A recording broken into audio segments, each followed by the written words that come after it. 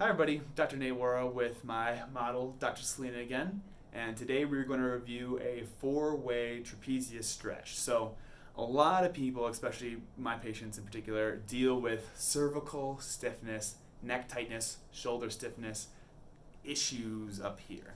So oftentimes stretching does help that area, but people are kind of at a loss. How do I stretch my upper traps? They're constantly just or pushing their head, trying to crack their neck, which I never advocate for doing themselves, but they were trying to find that stretch.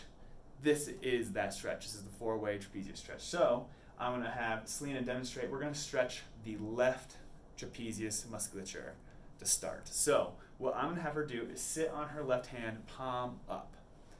So you can see how she's sitting kind of on her palm, right on that sit bone.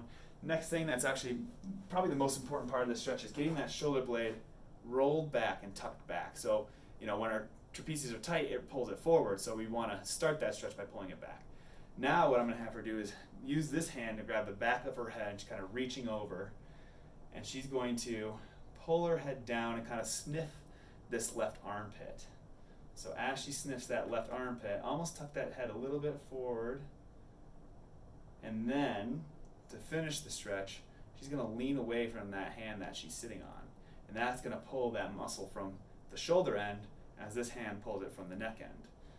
So she's really getting a nice deep trapezius stretch right now. And now there's another stretch that we can do within this.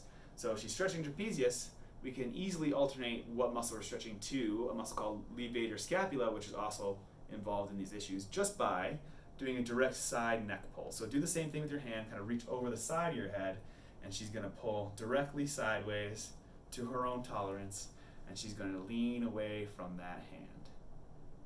And she's really getting a nice side of the neck stretch now. Less trapezius, less in the back, more on that side neck.